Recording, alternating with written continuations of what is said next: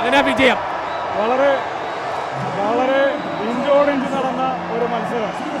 ആദ്യ 10 മിനിറ്റിൽ തന്നെ ഒരു ഗോൾ നേടി മുന്നിട്ട് നിന്നിട്ട് രണ്ടാം പകുതിയിൽ ഒരു ഗോൾ വഴങ്ങേണ്ടതായി വന്നു. അതിനുശേഷമുള്ള എക്സ്ട്രാ ടൈമിലേക്ക് കളി മാറി. സ്വിറ്റ്സർലൻഡിൻ്റെ പ്രധാനപ്പെട്ട കളിക്കാരൻ ഒരാൾ റെഡ് കാർഡ് കണ്ട് പുറത്തുപോയി. പക്ഷേ എന്നിട്ടും അവർ നടത്തിയ പ്രതിരോധം, അവരുടെ കളി മനോഹരമായ. ഇപ്പൊ തന്നെ കപ്പെടുത്തു അല്ലേ? ഇപ്പൊ തന്നെ കപ്പ് പിടിച്ചോ?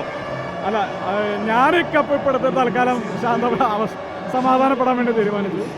വളരെ മനോഹരമായ ഒരു കളി നടന്നു. ഏകപക്ഷീയമായ ആരാധനയല്ല, ഫുട്ബോളിൻ്റെ സൗന്ദര്യം ആസ്വദിക്കപ്പെടുന്ന രീതിയിൽ തന്നെ കളി നടക്കണം എന്നുള്ളതാണ്. അപ്പോൾ ഇന്ന് നടന്ന കളി അത് അത്തരത്തിലൊന്നാണ്. സ്വിറ്റ്സർലൻഡിൻ്റെ ഏറ്റവും മനോഹരമായ പ്രകടനം. അതാണ് നേരത്തെ ടിയെന്നും പറഞ്ഞത്. നമ്മൾ ഈ കളി ഇത്രയും ആവേശകരമായത് സ്വിറ്റ്സർലൻഡിൻ്റെ ടീമിൻ്റെ ഭാഗത്തുള്ള മനോഹരമായ പ്രകടനം തന്നെയാണ്. അവസാന നിമിഷങ്ങളിലാണ് അർജന്റീനയ്ക്ക് ആധികാരികമായ ഒരു ജയമുണ്ടായത്.